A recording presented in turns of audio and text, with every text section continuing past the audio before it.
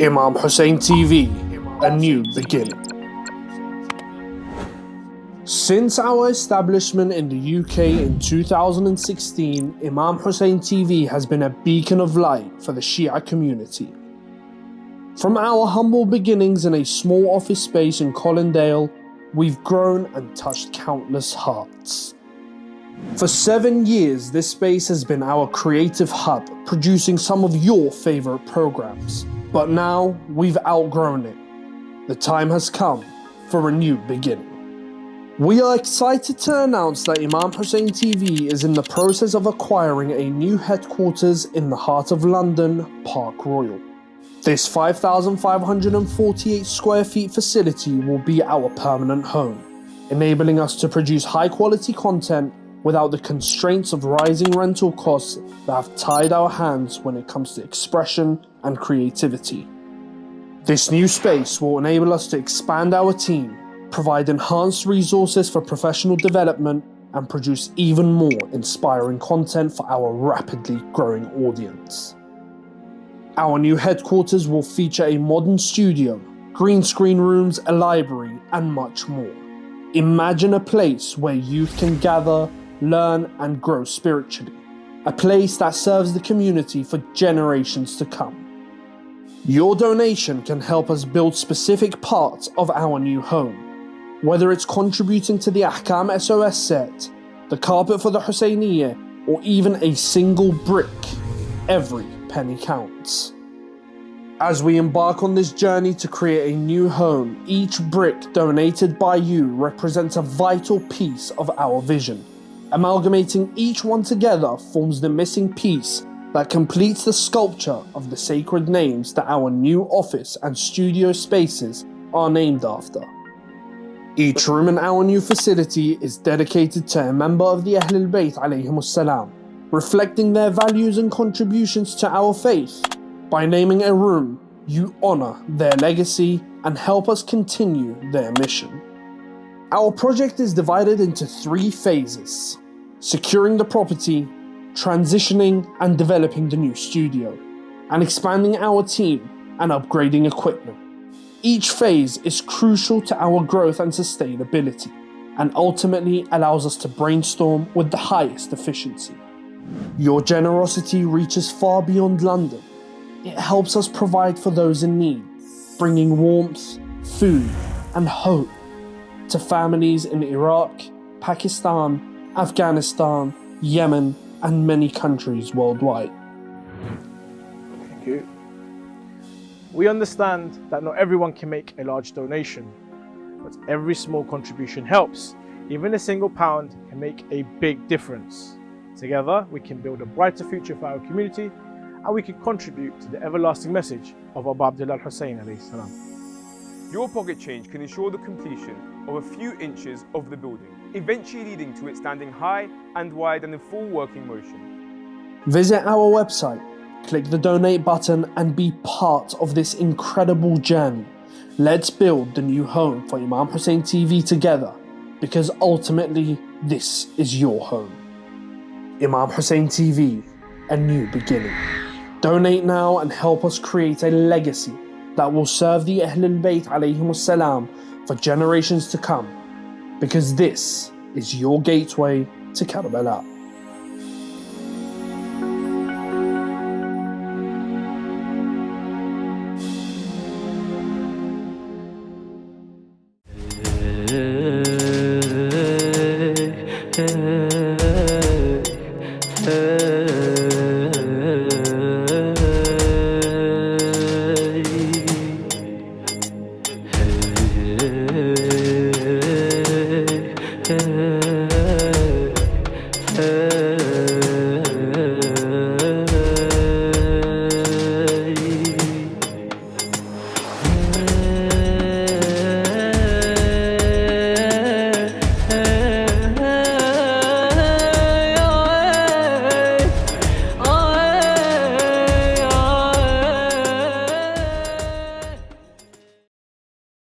بسم الله الرحمن الرحيم.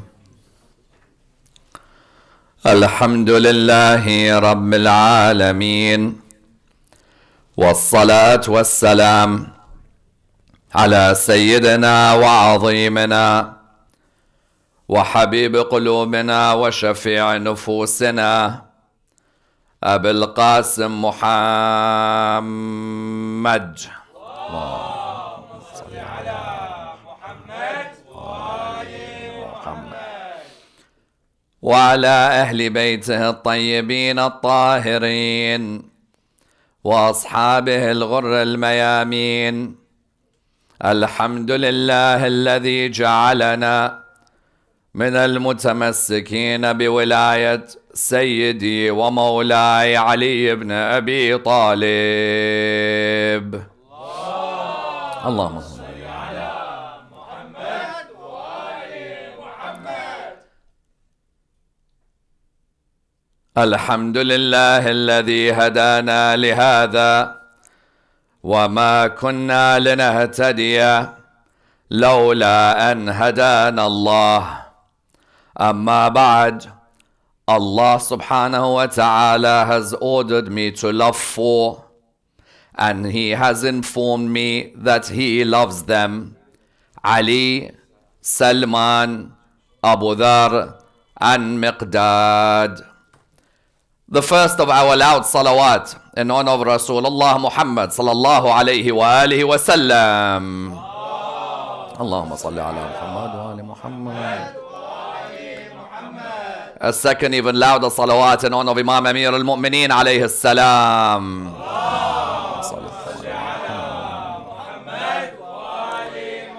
A third with your loudest voices in honor of the Imam of our time, Imam Sahib al-Asri wal-Zaman.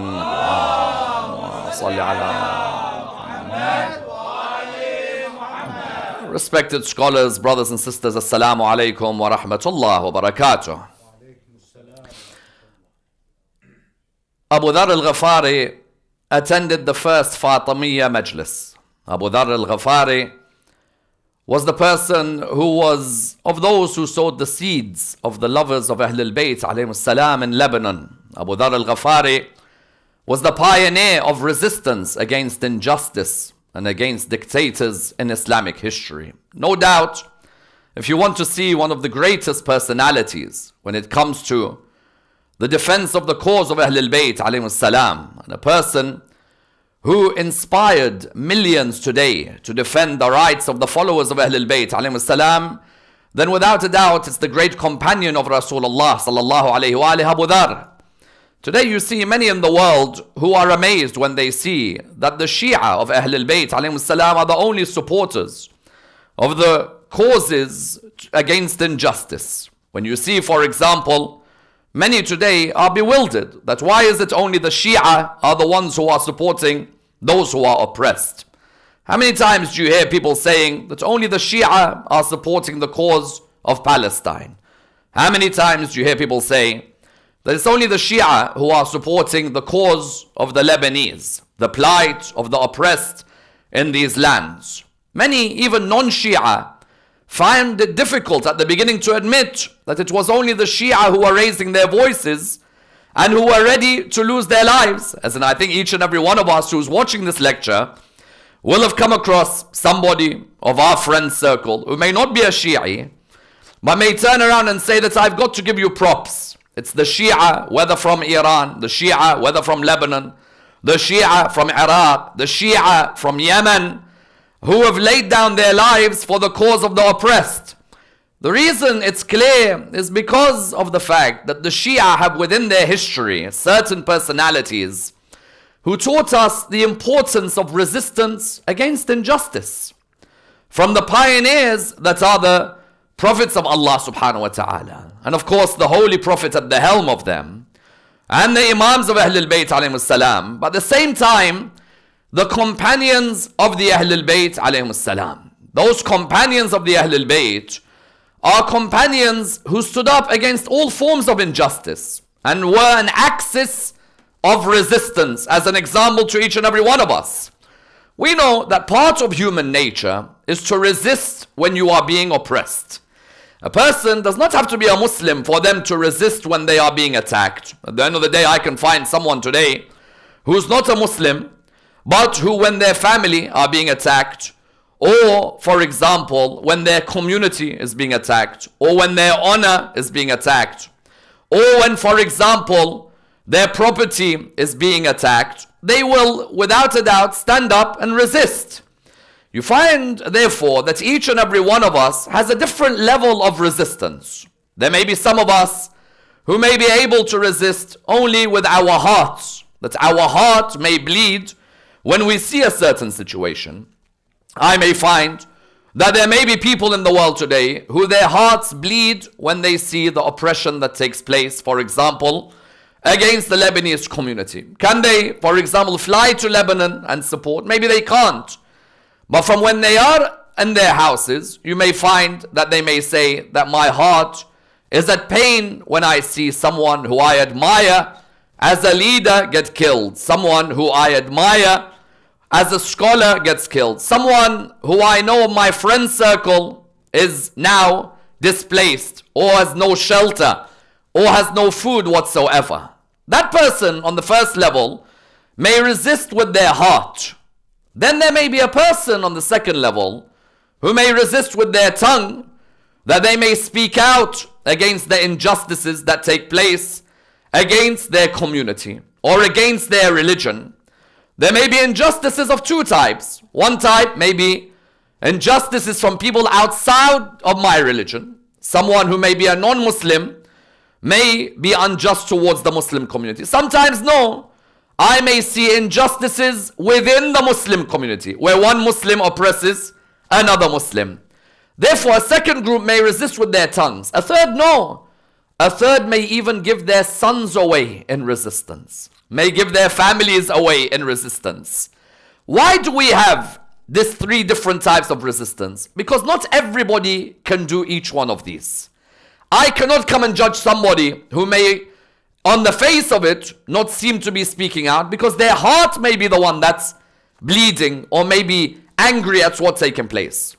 Then there may be others with their tongues. Then there may be others with whatever they have, even their lives. Of course, we see that there is a difference between when a ma'soom, for example, leads a resistance versus a non-ma'soom. At the end of the day, if one who is chosen by Allah subhanahu wa ta'ala orders you to resist, then you have to resist automatically. One who's not ma'soom may guide you to what to do in that moment. You may find, for example, that there may be a scholar who says it is obligatory for the people of this country to resist, but not my followers outside of this country.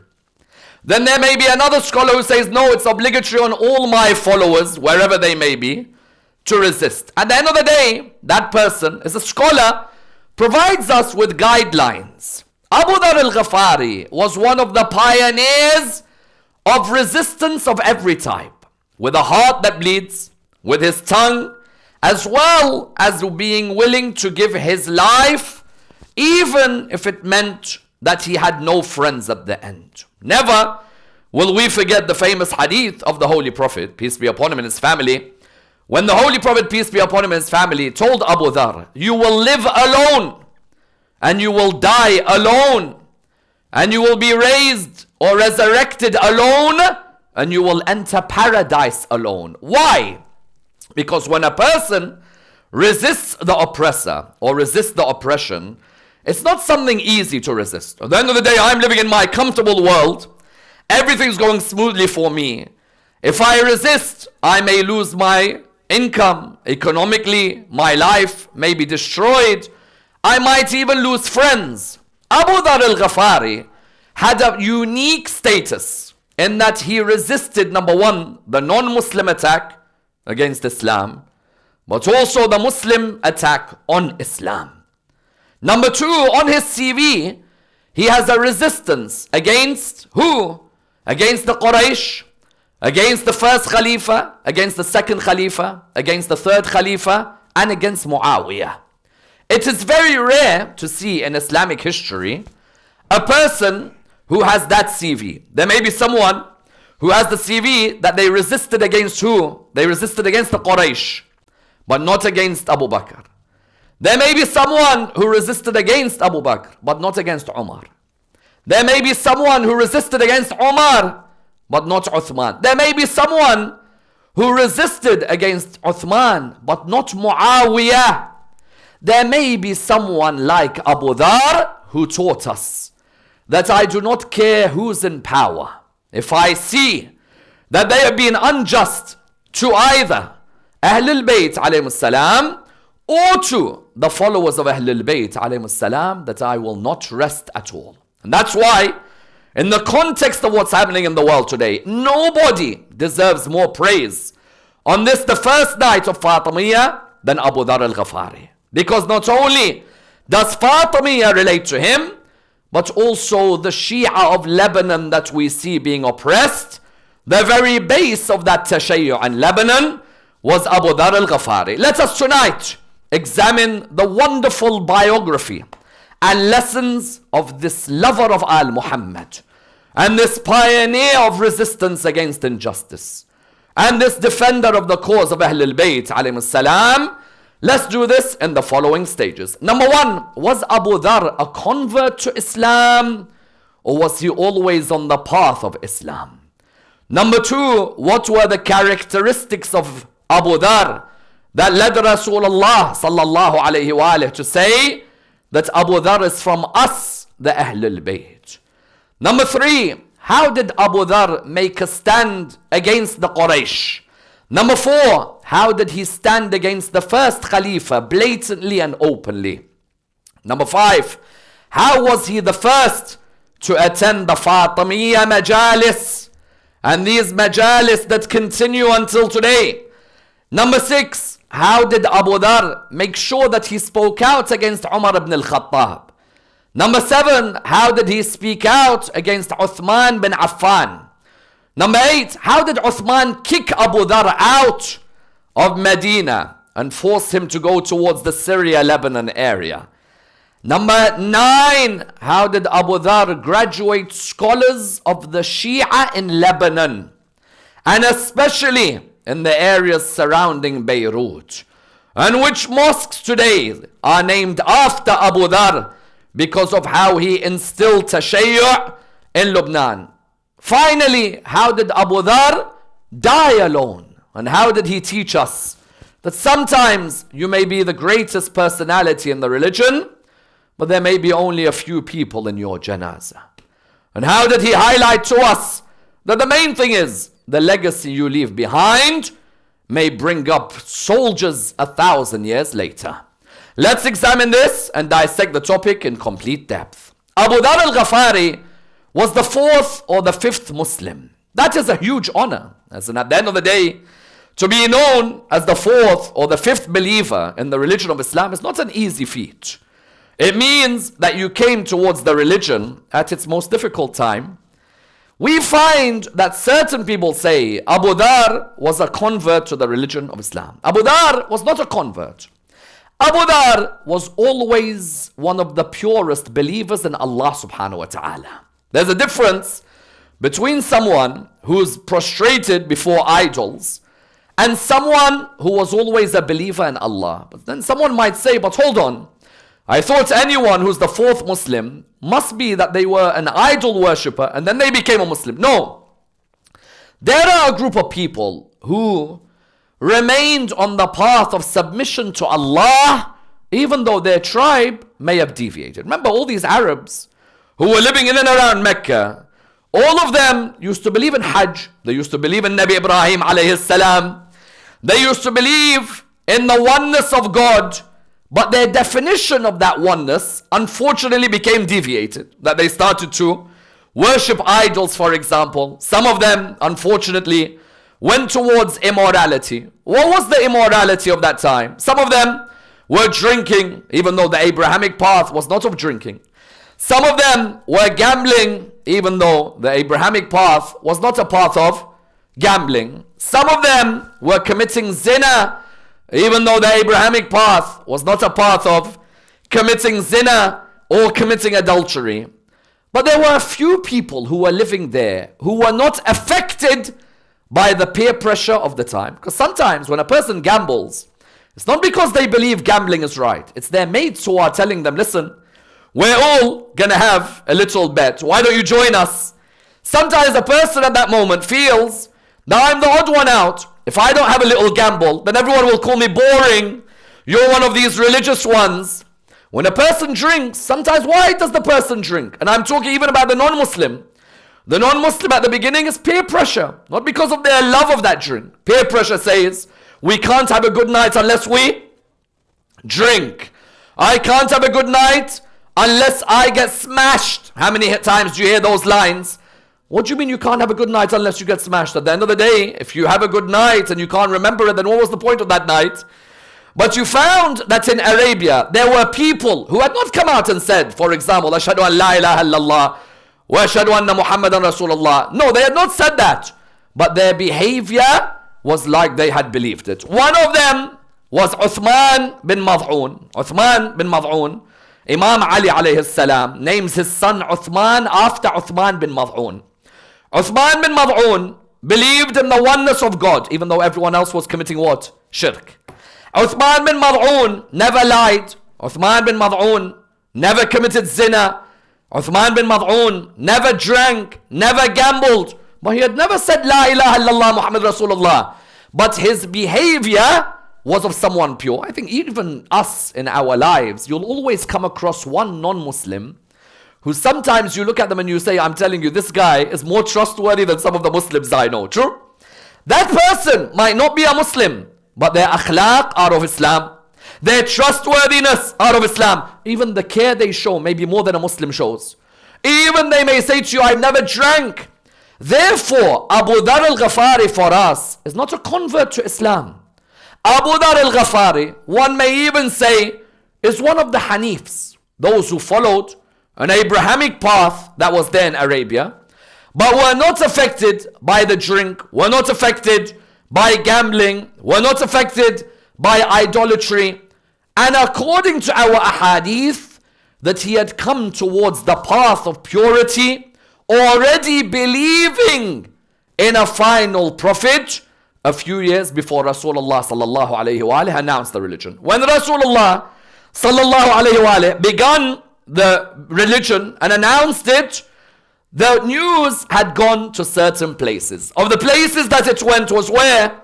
To Bani Ghafar. Bani Ghafar were made up of the good, the bad and the ugly. Some of them were highway thieves who you wouldn't mess about with. Abu Dhar was of those tribes, but he was of the best of them. And there are different reports as to how he came to Islam. Some mention, for example, that there was a miracle involved. Others mention that his brother had gone to Rasulullah sallallahu alayhi wa had met him and came back to Abu Dhar and gave him the most glowing report. When he had met Rasulullah, he had said to him just how impeccable the Holy Prophet was. So then Abu Dhar came, and we are told in certain traditions that Abu Dhar was the first to say salam to Rasulullah sallallahu alayhi wa because straight away, as soon as he met him, he said to him, Assalamu alaikum. And Rasulullah sallallahu alayhi wa replied, Wa alaykum assalam. In their little conversation, Abu Dhar found that to be enough for him to come towards the path of the religion of Islam. Who had taken him to meet Rasulullah sallallahu alayhi wa someone he would remain loyal to for the rest of his life. Who? Imam Ali ibn Abi Talib alayhi salam. Abu Dhar, from that age, had seen something special in Amir al-Mu'mineen alayhi salam. And Rasulullah sallallahu alayhi wa had seen special in what? In Abu Dhar. In which way? Listen to what the hadith says that I quoted at the beginning of the lecture. Rasulullah sallallahu alayhi wa what does he say? He says, Allah subhanahu wa ta'ala has ordered me to love four. And Allah has informed me that He loves them. Who? He mentions Ali, Salman, Abu Dhar and Miqdad. Question here. These are all companions of Rasulullah sallallahu alayhi wa? Yes, they are. So why the accusation that you Shia do not respect the companions of Rasulullah? Salman is a companion or no? Salman is a companion of Rasulullah sallallahu alayhi wa. Abu Dhar is a companion or no? I said, ask anyone in the Sunni world today. Is Salman one of the Sahaba? Yes. Salman radiyallahu anhu. Abu Dhar, is he one of the Sahaba? Yes. Abu Dhar radiyallahu anh. Miqdad, is he one of the Sahaba? Yes, radiyallahu anh. Ammar bin Yasir, is he one of the Sahaba? Yes, radiyallahu anh. Abdullah bin Mas'ud, is he one of the Sahaba? Yes, radiyallahu anh. Hudayfa al-Yaman, is he one of the Sahaba? Yes, radiyallahu anh. Khuzayma bin Thabit al-Ansari, is he one of the Sahaba? Yes, radiyallahu anh. Bilal al-Habashi, is he one of the Sahaba? Yes, radiyallahu anh. Abu Sa'id al-Khudri, is he one of the Sahaba? Yes, radiyallahu anh. All of these and more, us Shia admire them, respect them, adore them. Someone says, but I thought you Shia do not respect the Sahaba. No, we say that the Sahaba of Rasulullah sallallahu alayhi wa all of them, when you're talking of those especially, out of the Ahlul Bayt, because sometimes they put Imam Ali with the Sahaba, those out of the Ahlul Bayt, these are all fallible human beings. Every Sahabi of Rasulullah sallallahu alayhi wa is a fallible human being. They may make mistakes. Some of them, their level of taqwa is what? Some of them, their level of taqwa is higher than others. At the end of the day, there are those whose level of taqwa is comparable to a prophet of Allah subhanahu wa ta'ala. Someone says to me, what do you mean? If you look at someone like Nabi Isa alayhi salam. Nabi Isa alayhi salam, his level of taqwa, Rasulullah sallallahu alayhi wa said, Abu Dhar's taqwa is like that of who? Is like that of Nabi Isa alayhi salam. When now I see that Abu Dhar's taqwa is the same as that of who? Is the same as that of Nabi Isa alayhi salam. What does this show me? This shows me that Abu Dhar al-Ghafari is not a simple person. When you're compared to a prophet like Nabi Isa alayhi salam, on the first level, I remain loyal to you, because automatically it is rare for a fallible human being to be compared to an infallible human being. Sometimes you will find Rasulullah would do this. He says, Salman is like Luqman. Whether Luqman was a prophet or not is open to question. Many don't believe that he's a prophet, but still he's a wise man, and there's a chapter of the Quran named after him. Abu Dhar, when it came to taqwa, Rasulullah compared him to Isa. Do I then revere higher one who is compared to taqwa versus one who is compared to zero? Yes? At the end of the day, I cannot revere Amr ibn al-As or Mughira bin Shu'bah or Khalid ibn al-Walid when none of them have been compared to a prophet like Isa alayhi salam. Therefore, as a Shi'i, when I see that Abu Dhar is compared to Nabi Isa alayhi salam, it shows me that Abu Dhar alayhi salam, may Allah bless his soul, Abu Dhar for me, when his taqwa is that high, number one. Number two, when Rasulullah says, and normally this is only mentioned about Salman, but we have a hadith that Rasulullah says also Abu Dhar is from us, the Ahlul Bayt. Sometimes you only hear in Majalis, Salman is minna, he is from us. There is also a hadith that Abu Dhar is from us, the Ahlul Bayt. Why Abu Dhar is from the Ahlul Bayt? What are they known for? Number one, ilm. Number two, piety. Number three, humility. Number four, honesty. Abu Dhar minna. Why? Imam Ali would always mention that there is none in knowledge of the companions of Rasulullah like Abu Dhar. Number one. Number two, in terms of truthfulness and taqwa, he was compared to Nabi Isa alayhi salam. Number three, in terms of what? In terms of his humility. None were as humble as Abu Dhar al-Ghafari.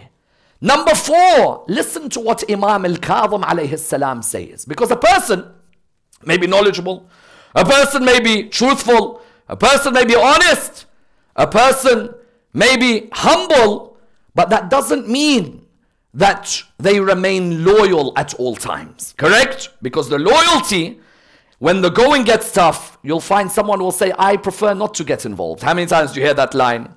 Or I prefer not to say anything. The true test of the companions of Rasulullah sallallahu alayhi wa alih wasn't how much ilm they had, wasn't how humble they were or how pious. All of these are great. But whether they held on to the covenant they made with Rasulullah sallallahu alayhi wa alih, or whether they broke that covenant.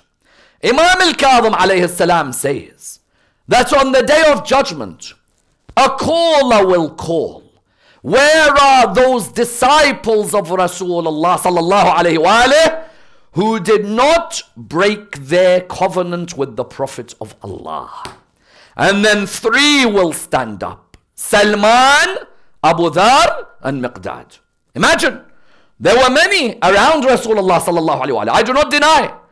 I do not deny that they gave good to Islam, a lot of them, but they had a pact with Rasulullah. Number one, that on the day of Ghadir they had all said, "Man kuntu mawla fahada Aliyun mawla." No companion can deny that they pledged allegiance to Imam Ali alayhi salam. Whether you want to call the word mawla, mawla means friend, mawla means supporter, mawla means servant, whatever you want to say, you all know that everyone gave bay'ah. That bay'ah was that you would never hurt Ali, you would never oppress Ali, you would never be against Ali. For the Prophet had said, Allahumma wali man wala, wa'adi man ada, wansur man nasara, wakhdhul man khadala. Those people had a covenant with Rasulullah sallallahu alayhi wa alayhi. They were all there at Ghadir. There were those who even said, bakhin, bakhin. They congratulated on that day. Another covenant was what? Inni tarikun fikum al-thaqalain. I leave behind for you two things: the Quran and my Ahlul Bayt. Hold on to them, you'll never go astray. When the caller on the day of judgment calls out, where are the disciples of the Prophet of Allah who did not break their covenant? Three will stand up: Salman, Abu Dhar, and Miqdad. Those three in particular were the highest of the companions of Rasulullah. So do not come and tell me that you Shia don't revere. No. We revere. But on the basis of what? On the basis of those who held on to the covenant of Allah subhanahu wa ta'ala. The covenant of the day of Ghadir. The covenant of Thaqalain.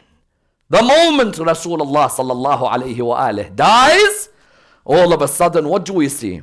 We see that there's a dilemma. What's the dilemma? I've seen people who come into power who have taken the right that belongs to Ahlul Bayt. Do I stay silent or do I speak? Because Fatimah al-Zahra alayhi salam, she looked around and what did she notice? She noticed that everybody suddenly was silent. Here was a test. Do you speak out for the rights or no? Fatimah al-Zahra alayhi salam, in her famous words that she said to the people of Medina, when the rights of Imam Ali alayhi salam were taken, Fatimah al-Zahra said, "O people of understanding, O supporters of the faith, O defenders of Islam, why is it that you've become negligent in relation to my rights and have become lax in relation to the injustices which have done before me?" When Fatimah al-Zahra says those lines, what's she expecting? Surely amongst the companions of my father, there will be someone who will not allow this bullying to take place. Yes? Because what is an oppressor? An oppressor who will come, he'll confiscate your land and he'll say, it's my right to sit on this land. True? When we look in the world today, what's the sign of these oppressors that we see? They come, they confiscate a land, they bring their people in, they say we can settle on this land, no one else can take this land. This all belongs to our great plan. Because today, why have they gone towards the south of Lebanon? They go because they're saying that all this area belongs to us. From the Nile to the Euphrates. Wait, who are you to say this? Who are you to bully us? We are not going to be bullied. Fatimah al-Zahra called out. She wanted to see, does anyone have the spirit of resistance in them or no? Yes, Salah. All of you are praying Jum'ah. And yes, all of you are fasting Ramadan. And yes, all of you done Hajj with my father. But O people of understanding, O supporters of the faith, O defenders of Islam. In a way it's ironic because I'm really telling all of you that you claim to be the people of understanding and you claim to be the supporters of the faith and you claim to be the defenders of Islam. What has caused you to all become negligent when my land has been taken from me? What has caused you to become lax when injustice has taken place? That Amir al-Mu'mineen alayhi salam His rights have been usurped. When Fatima said this, do you know, my dear brothers and sisters, I often think to myself, Wallah, if I was there, would I have spoken out or would I have held back? True? It's all well and good, me sitting here 1400 years later, it's Fatimiyah, we're remembering the tragedy. But on that day, how many of us would have stood up and spoken? We could have lost our jobs. We could have lost friends. True? We could have lost deals. We could have lost those who are members of our community. Even marriages could have broken. Who do you think stood up?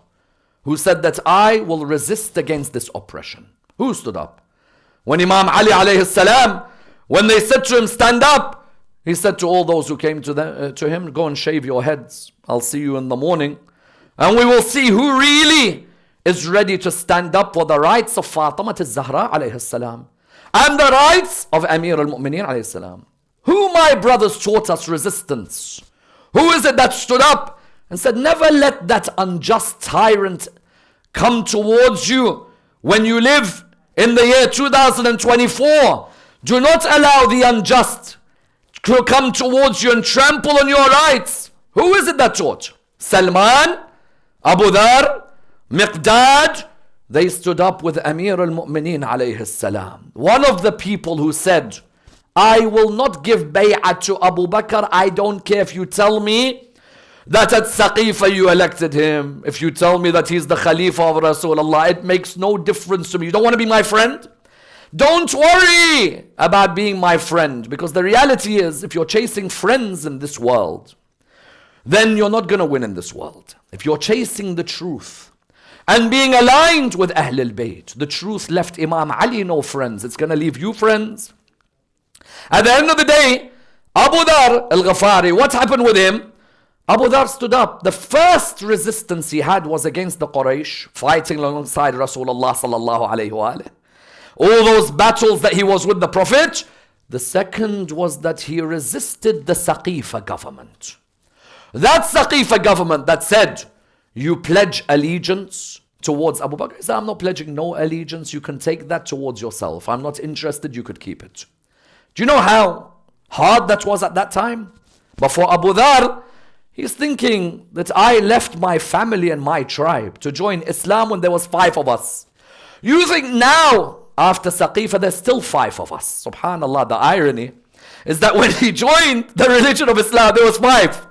By the time Rasulullah sallallahu alayhi wa alayhi had left, how many were there? How many were? Yes, there were many who were Muslims, but Mu'min, Shi'i, and also Rafidi. Rafidi means what? Rafidi means I reject Pharaoh and his magicians. Yep. I reject where I become a magician who rejects Pharaoh's injustice. Likewise, Abu Dhar said, I will not accept these people. Yes, but Abu Dhar, if you speak out, I'll speak out. You guys can follow their government. Yeah, but if you speak out, we're going to lose our jobs, we're going to lose contracts, we're going to lose business deals. What's life? What's this world? At the end of the day, if I see that Fatimah al-Zahra alayhi salam is there alone, and you could see that the lady is pregnant, and you could see that the lady is reminding you of the position of her father, and all of you have forgotten what he said, that Fatimah is a part of me. Whoever angers her angers me. And all of you have forgotten that he used to say Fatima is the mother of her father. Have you all forgotten these lines? Even if all of you have forgotten, I have not. And Salman has not. Miqdad has not. Ammar has not. Bilal has not. Khuzaymah has not. Hudayfa has not. Abdullah has not. Abu Sa'id has not. It doesn't matter if there's 12 of us, 15 of us, 30 of us. I will resist the dhulm of our time. Therefore, when Rasulullah sallallahu alaihi wasallam died, the first thing on his CV, I will not pledge allegiance to Abu Bakr. Then, Umar ibn al-Khattab, when he became Khalifa, banned the writing of ahadith. You know, Abu Bakr and Umar were instrumental in the banning of writing a hadith. That's why in the Sunni world, you have to wait nearly 100 years or so until you come to the first books of hadith. For us, alhamdulillah, we had 12 walking books of hadith. But when it came to the Sunni world, You had to wait until Umar bin Abdul Aziz and then Malik's Muwatta and so on and so forth until you had. Right. When Abu Bakr and Umar had said that we will imprison, amongst the things, anyone who's seen to be narrating the ahadith. Abu Dhar said, I'll narrate. What are you going to do about it? Yeah, we'll imprison you. Put me in prison. So what? I'll never pledge to you. And you are not my leader. My leader is Abu Turab. And I will resist against you. And it does not hurt me one bit. If you put me in prison, I'll keep narrating the merits of Rasulullah and his family. Look at the resistance. Who's Umar ibn al-Khattab? Who are you? You became a Muslim 6 years after I became a Muslim. I was the 5th convert to Islam. You came much later than all of us. Umar ibn al-Khattab did not convert in the 1st or 2nd year of Islam. He came later, just before the Shi'ab of Abu Talib, and that time, who are you? Why should I? Who chose you to become Khalifa? Abu Bakr chose you, but I thought you can't choose. I thought you have to elect. Hold on, let's get this right. Abu Bakr had to be elected, but you get chosen by Abu Bakr. So how comes there's a rule for you to be elected? I will keep narrating a hadith. If you want to imprison me, imprison me. And he was in prison. No problem. Second resistance against who? Umar ibn al-Khattab. I have nothing to do with him. I won't pledge allegiance to him and I will write what I want. The third was the most damning.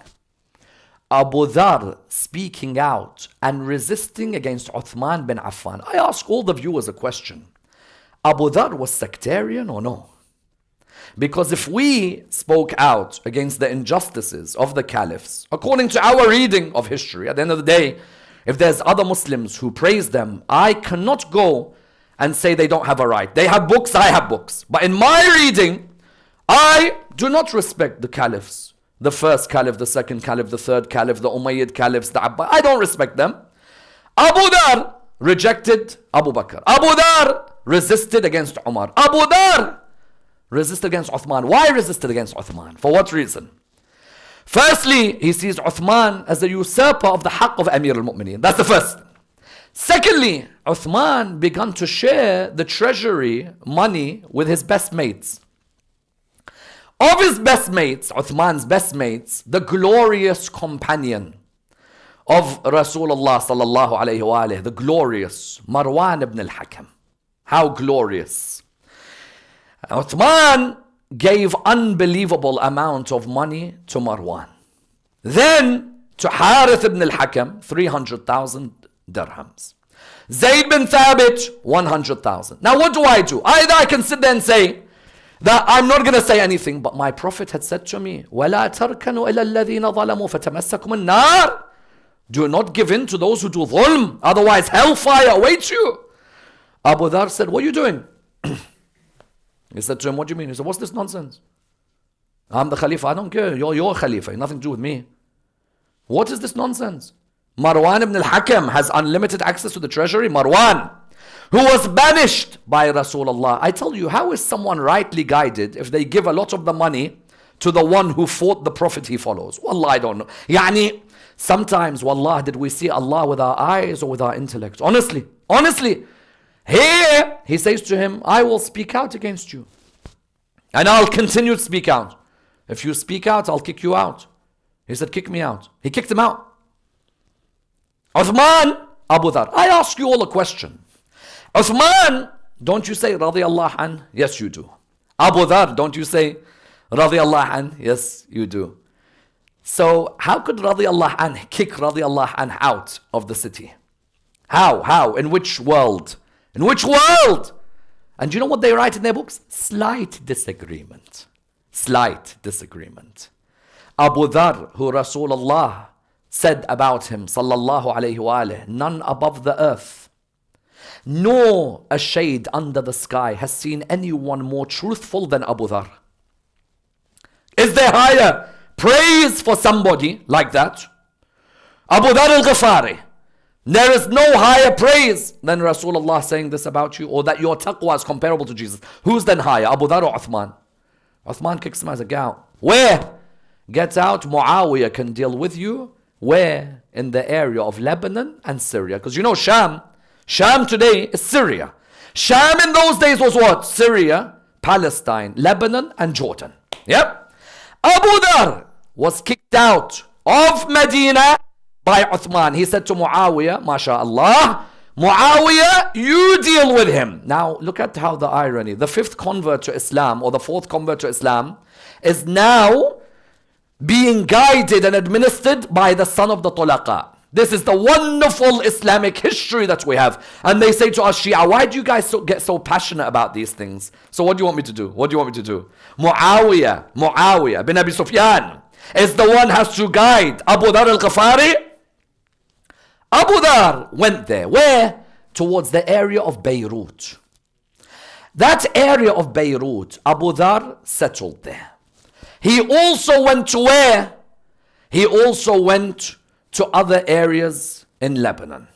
If you look, there is an area called the Sarafand. The Sarafand is an area in Lebanon where Abu Dhar had settled. This area was an area where Abu Dhar began to teach. And there are masajid in these areas called Masjid Abu Dhar al-Ghifari. Abu Dhar began to teach the people about the fada'il of Ali ibn Abi Talib in Lebanon.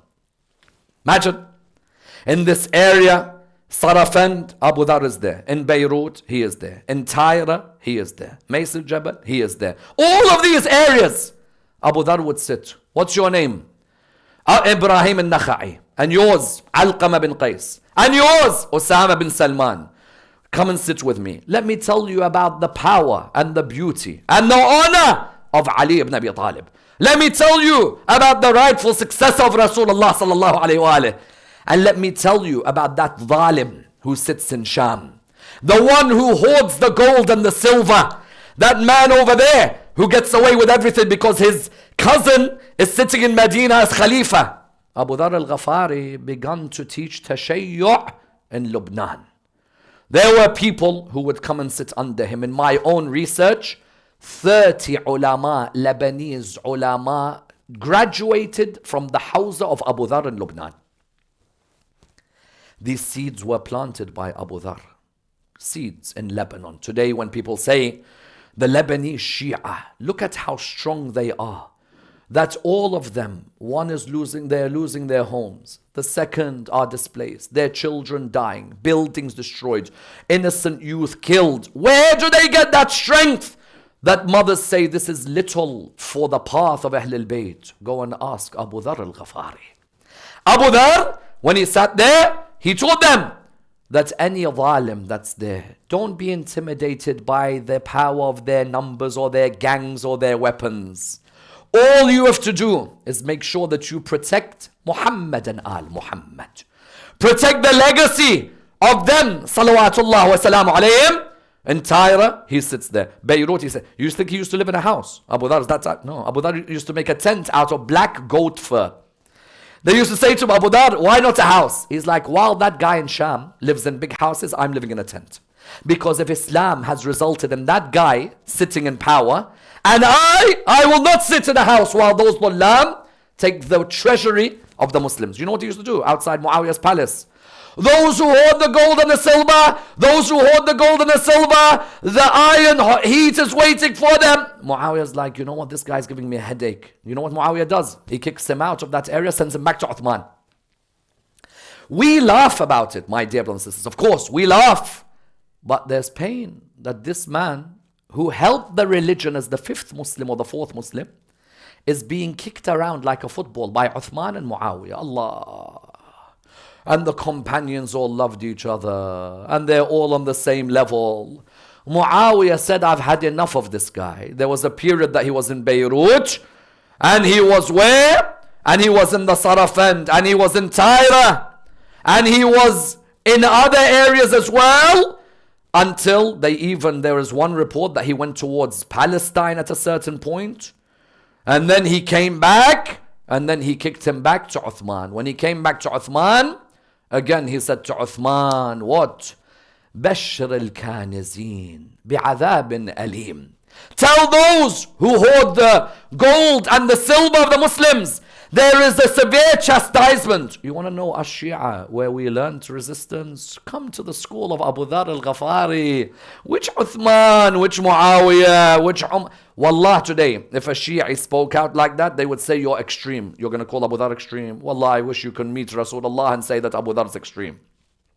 Abu Dhar, who are these people? Bashir al-Kanizeen bi'adab alim. And then someone said to him, why are you speaking out like that? This is Uthman bin Affan, Khalifa of Rasulullah. He said, what? What do you mean, Uthman bin Affan? What difference does that make to me? I know one thing, that the aib, that the fault of the one, man taraka amr Allah, the one who has gone away from the commands of Allah, I'm not going to remain silent. Me, Ammar bin Yasir, Abdullah bin Mas'ud, Malik al-Ashtar. I see this Uthman putting his brother-in-law to lead Salah drunk in Masjid al-Kufa. I see him give Marwan ibn al-Hakam, Harith ibn al-Hakam, Walid bin Uqba, Samara bin Jundub. All of them are suddenly back slowly in the Islamic Empire. I will not rest. What does Uthman do? Uthman's wonderful akhlaq with a Sahabi of Rasulullah. What does he do? He kicks him out into the Rabada desert. You're not going to stay here. You're too loud. We don't want no one loud over here. So I'm going to kick you out. And that's why Imam Ali alayhi salam would mention in Nahj al-Balagha that, oh Abu Dhar, you were angry for the sake of Allah subhanahu wa ta'ala. You see, there are those who may resist, but for their own personal reasons. Everyone's niyyah for resistance is different, my dear brothers and sisters. Someone's niyyah may be, I want to get Instagram likes. Another one maybe I want followers. Another one maybe it's my country, not my religion. Another maybe it's my religion, but not Ahlul Bayt's cause. Another maybe because of nationality. Everyone has different reasons. Imam Ali in Nahj al-Balagha says, oh Abu Dhar, you were angry for the sake of Allah. That's the highest form of resistance. Not my personal gain. Not because my cousin's been affected. Not because I've lost my cow in my farm. Not because I can't go somewhere for a summer holiday. For the sake of Allah subhanahu wa ta'ala. So have trust in Him who you became angry for. The people did not like you and they feared you because you spoke out for their worldly pleasures. Today, the reason people don't like those who resist the occupiers is what? Is because you're affecting our government contracts, our Amazon contracts, our this contract, our that contract. You're affecting our ships, our business mindset. Yes, but how about that child who's dying? How about that mother who's crying? How about that person who doesn't have any shelter? Abu Dhar was left in a desert. In a desert. His wife, Dhar, they had a son called Dhar. Imagine these people are alone in the middle of no man's land. And his wife turned round to him and she said to him, look at us alone here in the desert. There's no one here to support us. And if you pass away now, it's the 32nd year after Hijrah, 20 years after Rasulullah had died. If you pass away now, who's going to enshroud you? We don't even have a cloth for your kafan. You know when people say to me, how do you know something went wrong in Islam? I'm like, when Abu Dhar dies without having a kafan, you know something went horribly wrong. Because when a person who gave so much to the religion ends up in the middle of a desert, why? Because they spoke out for the rights of Ali and Fatima. What do you think his biggest honor was in his life? That made him remain rational when he was alone in the desert. What was his biggest honor? That he attended the first Fatimiyah Majlis. When was the first Fatimiyah Majlis? The Majlis of those who gathered around the grave of Fatima in that funeral. Allahu Akbar. Isn't that the first Fatimiyah Majlis? Realistically, what's a Majlis? A Majlis is a gathering. Someone might say to me, the Imams did not have Majal. No, relax. When we gather at someone's janazah, is that a Majlis or no? That's a gathering. What's a Majlis? But when you're exclusively invited to a Majlis, exclusive, the Fatimiyah funeral, that Fatimiyah funeral was exclusive. Why? Because Fatima would only want those she loved. Do you know what kept him rational? Because he had seen, if she died with nobody there, who am I to deserve people there? Even wallah, I see some of these Lebanese youth in their words, in their latmiyat, when they mention that it's my honor to die as a Husseini, but I'm also a Fatimi. And if she died and nobody knows where her grave is, then it's okay if nobody knows where my grave is. Look at those lines. Look at those lines. I want you to remember these lines. Because you know, all of us, we plan from now. Tombstone, make sure you bury me here, next to my dad, next to my uncle. How many of you have actually thought to yourself, if I don't know where her grave is, why do I deserve people to know where my grave is? If nobody today knows where she is buried, and everybody can surmise and everybody can conclude based on what they want, but if you cannot 100% certain say that it's here, and then you find these youth, look how inspired they are, the Lebanese youth, that if her grave is hidden, then I want mine to be hidden. Number one. Number two, if there's only a few people at her janazah, true? So what happens if I have 5 or 6 in my janazah? So what? Because sometimes you wonder, will I have, for example, 500 in my janazah? Will I have 200? Will I have 100? If we have a few, alhamdulillah, Fatimah al-Zahra, and inshallah in a couple of nights, I will look at that final janazah and I will look at the final will of Fatimah al-Zahra alayhi salam when she died. Only a few were in that janazah. Of them was Abu Dhar. Therefore, for Abu Dhar, when he was in the Rabatha, when his wife Dhar said to him, we don't have nothing, we're left alone here, he remembered that firstly the daughter of Rasulullah, who was there for her?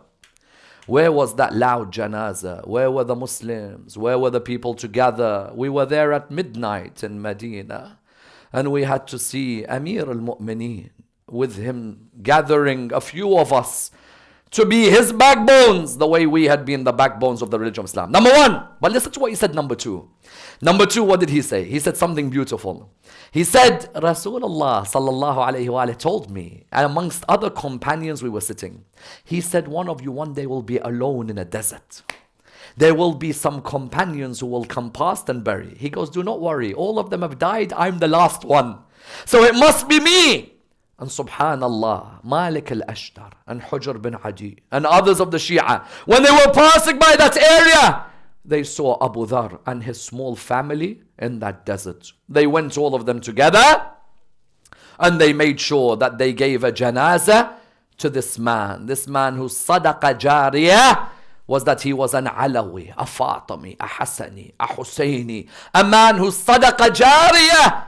Until today in Lebanon, you see people who have been inspired because of the graduates in Lebanon from this man's university, where he taught them the importance of remembering Fatima and remembering Ali. On this, the first night of our Fatimiyah Majalis, we remember them as well. I mentioned that the Ahlul Bayt alayhim salam, because their funerals were the most basic, because of their difficulties, then ours, insha'Allah, are even more basic. Insha'Allah, even if no one knows where we're buried, if it's a form of empathizing with them, then there's no problem. Fatimah al-Zahra, how many in her funeral? A handful. Ali ibn Abi Talib, how many in his funeral? Only a handful. Imam al-Hassan, his funeral, there's arrows all over the place. Yes? All of those, they all had the most basic because of the dhulm of their time.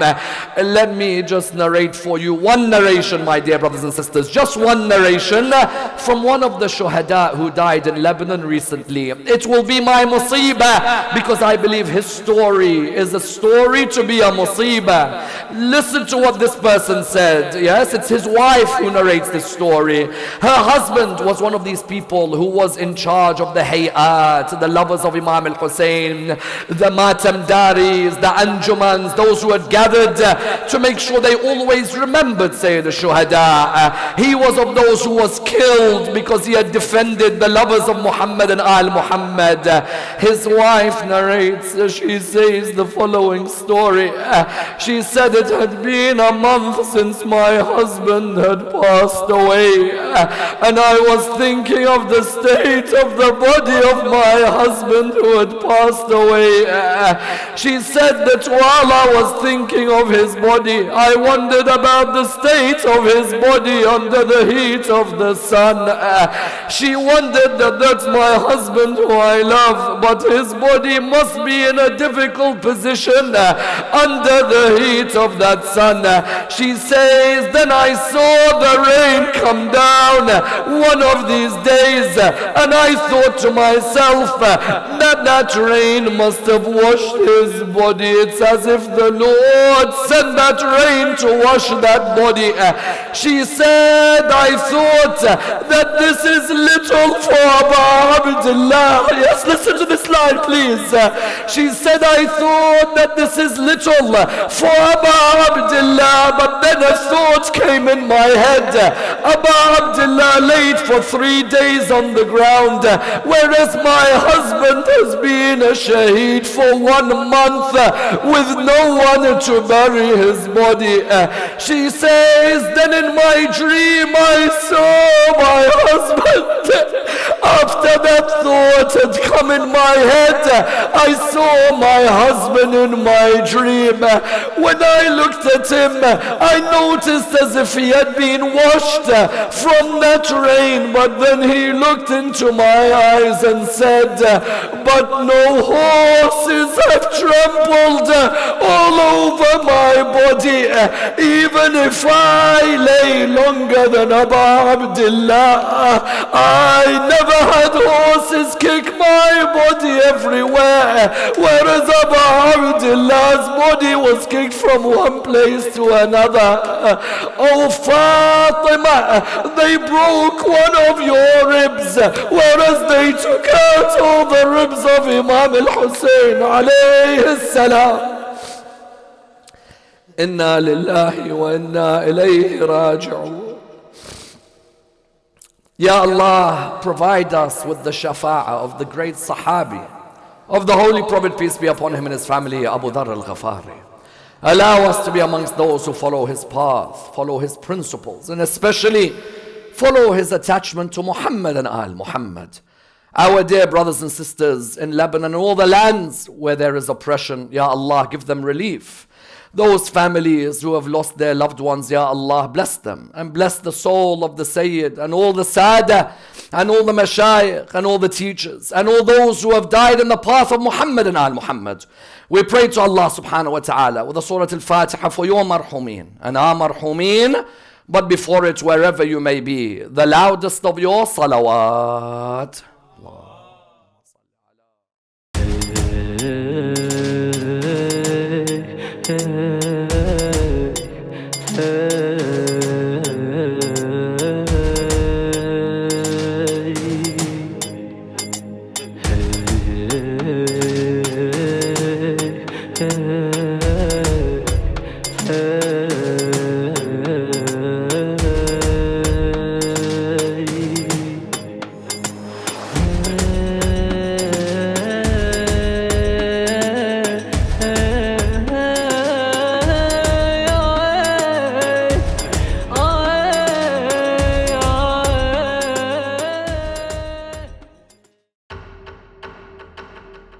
In the heart of London, Imam Hussein Media Group is on the brink of an extraordinary transformation.